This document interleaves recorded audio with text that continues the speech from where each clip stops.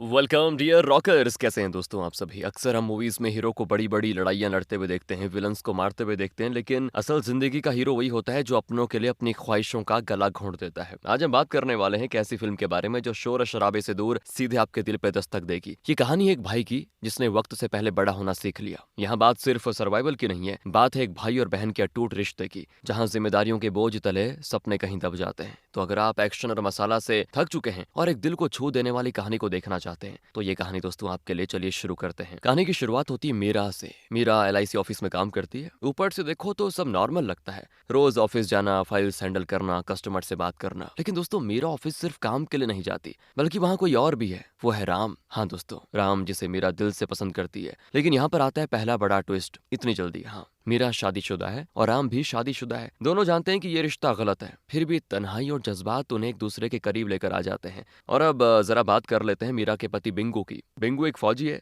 देश की हिफाजत करता है, महीनों तक घर से दूर रहता है। अब यार उसकी ड्यूटी ऐसी कि कभी कभी तो कई दिन हो जाते हैं घर नहीं आता। और दोस्तों उसी तन्हाई का फायदा उठाते हुए मीरा ने राम के साथ चुपके से एक नया रिश्ता बना लिया। रोज राम मीरा के घर आता, दोनों हंसते बातें करते वक्त बिताते जैसे दुनिया में कोई देख ही नहीं रहा हो। लेकिन हर कहानी में एक ऐसा इंसान होता है जो सब देख रहा होता है। यहाँ वो इंसान है पड़ोस में रहने वाली महिला। उसे मीरा का यह चक्कर बिल्कुल पसंद नहीं आता। इसीलिए एक दिन वो सीधा फोन करके बिंगू को सब बता देती है। यार बिंगू का तो खून खौल उठ जाता है। बेचारा बिंगू जिसने कभी सोचा भी नहीं था कि जिस घर के लिए वो अपनी जान जोखिम में डालता है वही घर उसके पीछे टूट रहा है। इमरजेंसी में छुट्टी लेकर वो सीधे घर आ जाता है और जैसे ही घर के अंदर कदम रखता है उसकी नजर पड़ती है मीरा और राम के ऊपर। दोनों आराम से बातें कर रहे होते हैं, हंसते हुए, बिल्कुल बेपरवाह। बस दोस्तों यहीं से ये कहानी एक एक्सप्लोसिव मूवमेंट शुरू हो जाती है। बिंगू का दिमाग इतना घूम चुका होता है कि वो दोनों को पकड़कर खूब मारता है और घर में ही बंदी बना लेता है। वो कहता है कि जैसा तुमने मेरे साथ किया, अगर मैं तुम्हारे 1000 टुकड़े भी कर दूं तब भी कोई कम नहीं होगा। तुम दोनों को जिंदा नहीं छोड़ूंगा मैं।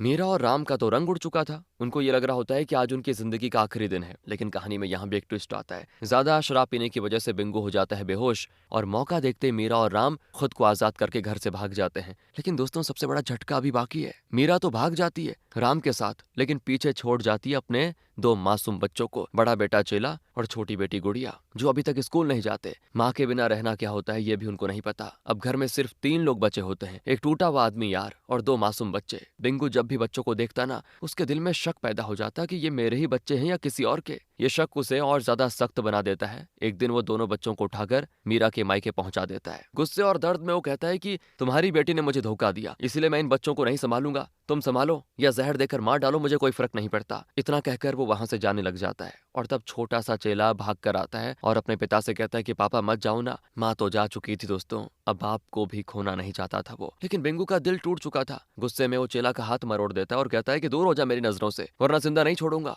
बेचारा चेला दर्द से चिल्लाता रह जाता है। गुड़िया भी रोती रहती है और बिंगू बिना पलट के देखे हमेशा हमेशा के लिए चला जाता है। अब चेला और गुड़िया के पास कोई सहारा नहीं बचा दोस्तों। माँ जा चुकी है, बाप छोड़कर जा चुका है, अब उन्हें उनकी बूढ़ी नानी ही संभाल सकती है। बेचारी नानी अपनी उम्र के आखिरी दौर में भी दिन रात मेहनत करती, सिर्फ इसलिए कि 2 मासूम बच्चे भूखे ना सो जाएं। लेकिन दोस्तों जिंदगी ने यहाँ भी इन बच्चों पे रहम नहीं किया। कुछ दिनों के बाद नानी का देहांत हो जाता है और बस उस दिन के बाद चेला और गुड़िया सच में अनाथ हो जाते हैं। मतलब हालात इतने खराब हो चुके होते हैं ना कि कभी एक वक्त का खाना मिल जाता तो कभी कभी पूरा दिन भूखा रहना पड़ जाता। पेट की आग इंसान से क्या क्या नहीं करवाती ना। ऐसे एक दिन मजबूर होकर चेला नजदीक के मुर्गी फार्म पे जाता है। वहाँ का मालिक था गोपाल। तो चेला झिझकते हुए उससे कहता है, अंकल मेरी छोटी बहन बहुत ही भूखी है, कुछ खाने को मिल जाता तो अच्छा होता। उसकी आंखों में शर्म भी थी और मजबूरी भी। गोपाल को दया आ जाती है यार और वो फार्म में से एक मुर्गी उसको देता है जो कुछ देर पहले मरी थी। तो चेला उस मुर्गी को लेकर घर आ जाता है और वो और गुड़िया जैसे तैसे उसे पकाकर खा जाते हैं। कई दिनों के बाद उन्हें पेट भर के खाना मिला था। अगले दिन चेला फिर गोपाल के पास जाता है और कहता है, अंकल आज भी कोई मुर्गी मरी है क्या, अगर हो सके तो दे दो। गोपाल समझ जाता है कि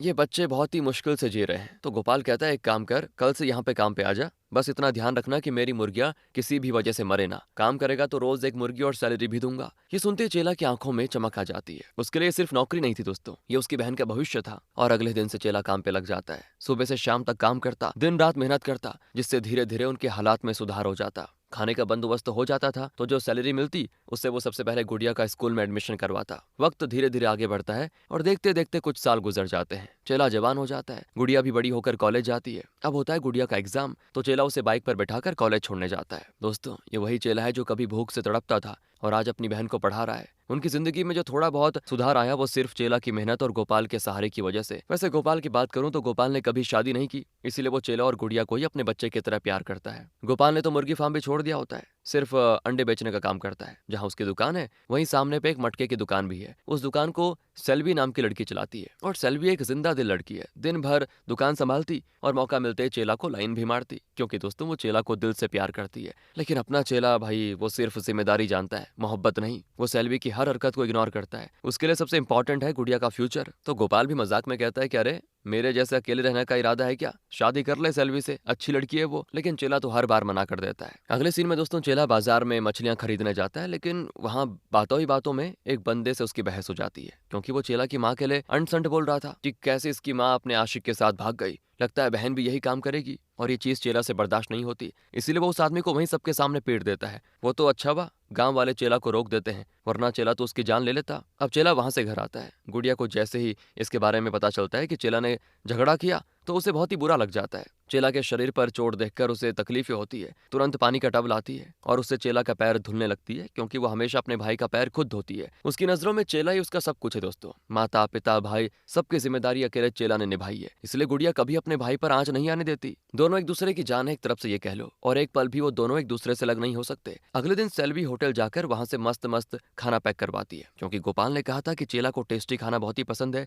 इसलिए सेल्वी गोपाल को खाना देकर कहती है ये सारा खाना मैंने अपने हाथों से बनाया है, इसीलिए अकेले मत खा लेना, चेला आए तो उसको भी साथ दे देना। इतना कहकर सेल्वी चली जाती है, लेकिन गोपाल को तो बड़ी तेज भूख लगी थी, इसीलिए वो वही खाना खाना शुरू कर देता है। इतने में सेल्वी वापस आ जाती है और गोपाल को अकेला खाना खाता हुआ देखकर बड़ा गुस्सा होती है कि आपने ये अच्छा नहीं किया, अकेले कैसे खा गए सबके सब। तब तक वहां चेला भी आ जाता है। अब गोपाल समझ चुका था कि यार भारी मिस्टेक हो गई, इसलिए वो बात को संभालते हुए चेला से कहता है कि आओ आओ चेला, साथ में बैठ के खाते हैं। बड़े प्यार से सेल्वी ने इसको बनाया हुआ है, लेकिन चेला मना कर देता है कि मुझे सेल्वी का खाना नहीं खाना। ये सुनकर बेचारी सेल्वी उदास मन से चली जाती है। अब सेल्वी के जाते ही गोपाल चेला से नाराज होकर कहता है कि यार ये क्या तरीका है तेरा, इतने प्यार से खाना लेकर आई थी, उसका दिल क्यों दुखाए तूने। तू चाहे कितना भी जिम्मेदार क्यों ना बन जाए, मेरे लिए तू अभी भी मेरे बेटे जैसा ही है। जिस तरह मैंने शादी नहीं की, अकेला जिंदगी गुजार रहा हूँ, तो मैं नहीं चाहता कि तू भी वैसे अकेले रहकर जिंदगी गुजारे। ये बातें चेला को चुभ जाती है और वो बिना कुछ बोले वहां से गुस्से में चला जाता है। उसने अपने दिल में फैसला कर लिया है कि सबसे पहले वो गुड़िया की शादी करेगा, अपनी सारी जिम्मेदारियां खत्म करेगा, उसके बाद अगर किस्मत में हो तो शादी के बारे में सोचेगा, वरना अकेले ही रहेगा।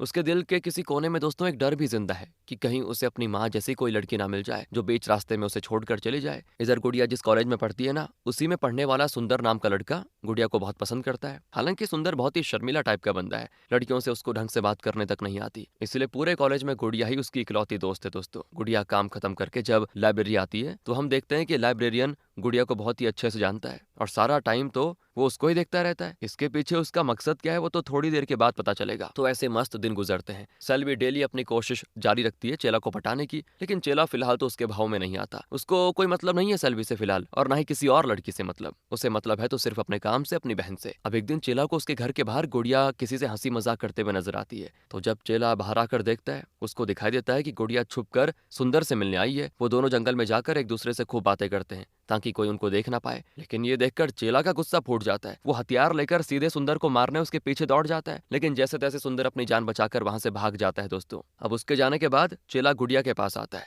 वो उस पर हाथ तो नहीं उठाता, लेकिन इतना जरूर कहता है कि तू भी अपनी माँ की तरह बड़ चलन बन गई है। मैंने इतने प्यार से पाला, सोचा कि तेरी जिंदगी संवार दूंगा, लेकिन तूने धोखा दे दिया मुझे। और गुड़िया बेचारी वहीं पे रोने लग जाती है। भाई के मुंह से अपने लिए ऐसे शब्द सुनकर उसका दिल टूट जाता है यार। दोनों के बीच दूरियां इतनी बढ़ जाती है कि एक दूसरे के लिए जान देने वाले भाई बहन अब एक दूसरे से बात तक नहीं कर पाते। गुड़िया तो बात करने की कोशिश करती, लेकिन चेला उसको अब इग्नोर कर देता। सेल्वी जब गुड़िया को कई दिनों से नहीं देखती तो वो उसके घर जाती है, जहाँ गुड़िया बताती उसको सारी बात कि ऐसा ऐसा हो गया, और गुस्से में कह देती है कि मेरे भाई से कह देना कोई भी लड़का देखकर मेरी शादी कर दे। एक ही घर में अपने भाई का रूठा हुआ चेहरा देखकर मुझसे और रहा नहीं जा रहा अब। तो जैसे ही सेल्वी घर के बाहर आती है, चेला भी वहां पे पहुंच जाता है। वो कहता है कि आखिर क्या बात कर रही थी तुम अंदर। तब सेल्वी उसको सारी बातें बताती है जो जो गुड़िया ने उसको कही थी, लेकिन चेला गुड़िया की बात समझने के बजाय पंडित जी से कहकर लड़की की तलाश शुरू कर देता है कि अगर गुड़िया को मेरा चेहरा देखना ही नहीं है तो बेहतर है कि वो शादी करके दूसरे घर चली जाए। तो जैसे ही सेल्वी को ये बात पता चलती है, वो चेला को रोकने की कोशिश करती है कि सिर्फ कुंडली मिलने से रिश्ते नहीं बनते। गुड़िया चाहती क्या है, कम से कम एक बार उससे बात तो कर लो, भाई हो तुम उसके।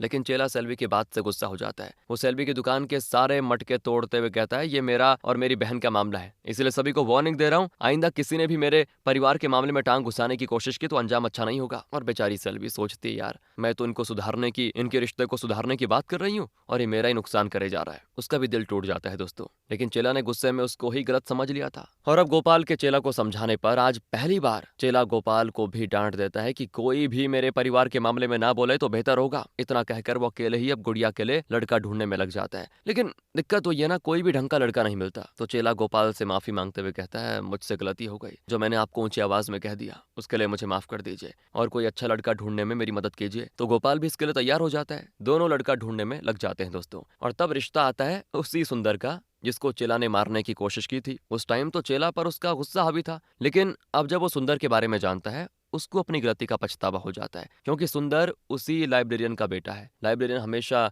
गुड़िया की कॉलेज फीस और बाकी के खर्चे पूरा करने में अपनी तरफ से पूरी मदद करता था, क्योंकि सच्चाई जानने के बाद उसको गुड़िया के लिए बहुत बुरा लगता था। गुड़िया कभी भी ऐसी हेल्प लेना नहीं चाहती थी, इसलिए उसके मना करने पर लाइब्रेरियन उससे ये कह देता था, एक काम करो, समय निकाल कर यहाँ बच्चों को ट्यूशन दे देना, इससे तुम्हें एहसान भी नहीं लगेगा और कुछ और पैसों का बंदोबस्त हो जाएगा। तो गुड़िया इस तरह से ट्यूशन देने लग गई और यहीं से उसको सुंदर से प्यार हो जाता है, क्योंकि वो भी गुड़िया की तरह सभी की मदद करने वाला इंसान है। अब सच्चाई जानकर चेला सुंदर के घर पे आता है। उससे पहले वो माफी मांगता है कि देखो, मुझसे गलती हो गई, जो मैंने गुस्से में आकर तुम पे हाथ उठाया, हो सके तो मुझे माफ कर देना। मैं गुड़िया का हाथ तुम्हारे हाथ में देने को तैयार हूँ, क्योंकि तुम्हारे से अच्छा लड़का मुझे कहीं नहीं मिल रहा। ये सुनकर सुंदर बड़ा खुश होता है। चेला वहां से घर आकर गुड़िया को एक नया मोबाइल देता है और कहता है, इस पर अभी सुंदर का फोन आएगा, बात कर लो उससे, तुम दोनों की शादी फिक्स करवा दी है। और ये सुनते गुड़िया के आंसू रुकने का नाम नहीं लेते, बहुत ही ज्यादा खुश हो जाती है। शादी की तैयारियां जोरों शोरों से शुरू हो जाती हैं। चेला कोई कसर नहीं छोड़ता दोस्तों, अपना सब कुछ वो इस शादी में लगा देता है। सारे गरीब लोगों को भी कार्ड देकर उन्हें शादी में बुलाने को आता है। अब ऐसे ही एक दिन जब चेला मंदिर कार्ड बांटने जाता है, उसको वहां उसकी माँ नजर आती है दोस्तों, जो उसे और गुड़िया को छोड़कर चली गई थी। और अब मीरा की ऐसी हालत हो चुकी है ना कि भीख मांगने की नौबत आ चुकी है। ऊपर से मीरा का मानसिक संतुलन भी खराब हो चुका है, इसीलिए वो चेला को पहचान नहीं पाती। अब भले ही उसने जो भी किया हो, चेला से उसकी यह हालत देखी नहीं जाती। वो जल्दी से मीरा को हॉस्पिटल लेकर उसको एडमिट करवा देता है ताकि उसका इलाज शुरू हो सके, क्योंकि यार है तो वो माँ अब जैसी भी है। अब शादी वाला दिन आ जाता है। गुड़िया और सुंदर की बड़े धूमधाम से शादी होती है। सारे गांव वाले शामिल थे, सभी बड़े खुश होते हैं। लेकिन जब शादी करके गुड़िया जाती है ना, तब चेला अकेला पड़ जाता है। घर एकदम से सूना हो जाता है। हर पल उसे सिर्फ गुड़िया की याद आती है, मानो जिंदगी जीने की वजह ही जा चुकी हो। और गुड़िया का भी यही हाल होता है। ससुराल में वो खुश तो है, पर होता ही है, मायके की याद, अपने भाई की याद उसको आती है। लेकिन वक्त के साथ वो भी समझ जाती है कि ये घर अब उसका परमानेंट घर है। अगले सीन में दोस्तों, गुड़िया और सुंदर दोनों सेल्वी से मिलने आते हैं। उनको देखकर वो बड़ी खुश होती है। लेकिन यहाँ गुड़िया किसी खास काम से आई थी। उसको पता है सेल्वी चेला को पसंद करती है, इसीलिए वो कहती है, मैं अपने भाई की शादी तुमसे करवाना चाहती हूँ। मैं उसको मनाने की कोशिश करूंगी, लेकिन उससे पहले मुझे तुम्हारे मुंह से सुनना है कि क्या सच में तुम चेला को पसंद करती हो। तो सेल्वी हमेशा से यही तो सुनना चाहती थी। वो तुरंत हाँ कह देती है कि अगर चेला मानता है तो मैं तो बिल्कुल शादी करने को तैयार हूँ। दूसरी तरफ चेला गोपाल की दुकान पर आता है। लेकिन आज कुछ अलग है दोस्तों। गोपाल ने शराब पी रखी होती है और वो दुकान भी नहीं खोलता। गोपाल इमोशनल होकर चेला से कहता है, आज मुझे न जाने बहुत ज्यादा खुशी हो रही है, क्योंकि गुड़िया छोटी सी थी तब से उसको देखा है और आज उसकी शादी हो गई, अपनी जिंदगी में आगे निकल चुकी है। मुझे एक सुकून मिल रहा है, लेकिन एक कमी अभी भी है, और वो चेला तुम्हारी है। देखो, तुम्हें अब तुम्हारी माँ मिल चुकी है, अब कौन सी जिम्मेदारी उठानी है तुम्हें बताओ। इसलिए काम करो, शादी कर लो, ताकि सुकून से मैं मर जाऊं। ये सुनकर चेला को बहुत बुरा लग जाता है और वो भी इमोशनल होता है। वो गोपाल से कहता है कि मैं अपनी माँ को इसलिए नहीं लाया कि मुझे मेरी माँ की कमी पूरी हो जाएगी। मैंने माँ को सिर्फ इंसानियत के नाते यहाँ पे लाया हूँ। मेरे लिए मेरी जिंदगी में माता पिता सिर्फ आप ही हो। अगर आपसे पहले मैं मर जाऊं तो मेरी चिता को अग्नि देना सिर्फ आपका हक होगा, और अगर आप मेरे से पहले चले गए तो आपकी चिता पर सिर्फ मेरा हक होगा। इसलिए आपको दुखी होने की जरूरत नहीं है। मैं आपकी इज्जत कभी कम नहीं करूंगा। ये सुनकर गोपाल को बहुत सुकून मिलता है, भावुक हो जाता है बेचारा। अगले सीन में एक लड़की चेला को ढूंढते ढूंढते उसके पास आती है और उससे कहती है कि भैया, मैं आपकी बहन हूँ, मेरे पिता बिंगू फौजी हैं। चेला तो हैरान रह जाता है कि ये तो सच में उसकी बहन है। वो लड़की चेला को अपने साथ चलने को कहती है, तो चेला उसके साथ जाता है और वहां पे आने के बाद वो देखता है कि बिंगू की हालत बहुत ही ज्यादा खराब है। हालांकि उसने दूसरी शादी कर ली, लेकिन अब हालात ऐसे हो चुके हैं कि बिंगो की किडनी खराब है, उसको दूसरी किडनी लगेगी जिसका कोई सही डोनर नहीं मिल रहा सिवाय चेला के। अगर वो किडनी देने को तैयार हो जाता है तो बिंगो की जान बच जाएगी, वरना वो मर जाएगा। पूरा परिवार चेला से रिक्वेस्ट करता है कि मदद कर दो, लेकिन चेला कहता है कि देखिए, मेरे लिए मेरे पिताजी उसी दिन मर चुके थे जब वो मुझे और मेरी बहन को छोड़कर चले गए, तो आखिर मैं किसी अजनबी इंसान की मदद क्यों करूं? इतना कहकर वो चला जाता है। लेकिन हमें पता है दोस्तों, चेला बहुत ही ज्यादा अच्छा इंसान है, वो कभी भी अपने बारे में नहीं सोचता, इसीलिए वो अपना गुस्सा खत्म करके अगले ही दिन बिंगू को उसके परिवार के साथ हॉस्पिटल लेके जाता है, क्योंकि हाँ, वो अपनी एक किडनी देने को हो गया है तैयार। जैसे ही गुड़िया और सुंदर को पता चलता है, वो तुरंत हॉस्पिटल आते हैं। गुड़िया चेला से कहती है कि भैया, ये आप क्या कर रहे हो? आपको पता है ना, उस इंसान ने हमें बचपन में छोड़ दिया था, और अब उसके खातिर आप अपनी किडनी कैसे दे सकते हो? लेकिन चेला नहीं मानता और गुड़िया को अपनी सौतेली बहन यानी बिंगू की बेटी से मिलवाता है। तो जब वो गुड़िया को बहन कहकर बुलाती है ना, बेचारी गुड़िया भी टूट जाती है और वो अपनी बहन को गले लगा लेती है। चेला किडनी डोनेट करता है, जिससे बिंगू की जान बच जाती है। और आज बिंगू को एहसास हुआ कि जिन बच्चों को वो मरता हुआ छोड़कर आ गया था और कभी पलट कर नहीं देखा, आज उन्हीं बच्चों ने उसको एक नई जिंदगी दी है। उधर गोपाल को एग्रीमेंट मिलता है, जिसमें लिखा हुआ है कि चेला ने अपना घर गोपाल के नाम कर दिया, ताकि गोपाल को अब से किराए के घर में ना रहना पड़ जाए। ये पढ़ते गोपाल गुस्से में एग्रीमेंट फाड़ देता है कि आखिर ये चेला समझता क्या अपने आप को, पिता का दर्जा देता है और फिर ऐसी हरकतें करता है, इसको छोड़ूंगा नहीं मैं। तो वहीं हॉस्पिटल में सेल्वी चेला को देखने आती है कि ठीक है कि नहीं। वो चाहती तो कब का आ जाती, लेकिन उसको डर था कहीं चेला उसको देखकर नाराज ना हो जाए। पर आज कुछ अलग होता है दोस्तों। जैसे चेला सेल्वी को देखता है ना, वो मुस्कुराते हुए अपना हाथ उसकी तरफ करता है, क्योंकि उसको भी समझ आ गया था कि उसको अपनी सूनी पड़ी जिंदगी को खुशियों से भरने के लिए सेल्वी जैसी लड़की की जरूरत है। और सेल्वी तो यकीन नहीं कर पाती कि इतने बदलाव आ चुके हैं इसके अंदर। और जो भी हो, उसको चाहिए तो यही था, इसीलिए वो शर्माते हुए चेला के हाथ को थाम लेती है। सारे लोग बहुत ही ज्यादा खुश होते हैं। इसके बाद चेला फैसला करता है कि वो अपनी माँ को ऐसे हॉस्पिटल नहीं छोड़ेगा, वो उन्हें अपने साथ रखने का फैसला करता है और वहीं से उनका इलाज होगा, ताकि जिंदगी भर वो अपनी माँ की खिदमत कर सके। भले ही उसकी माँ ने जो भी किया हो, लेकिन चेला ने खुशी दिल से अपनी माँ और पिता को माफ कर दिया और अब वो सेल्वी, माँ और गोपाल के साथ एक नई जिंदगी शुरुआत करेगा। ये होती दोस्तों प्यारी सी मूवी, एक गुड फील मूवी। आपको कैसी लगी कमेंट करके बताइए। मिलते हैं आपसे अगली वीडियो में और अपना ध्यान रखेगा। Thanks for watching.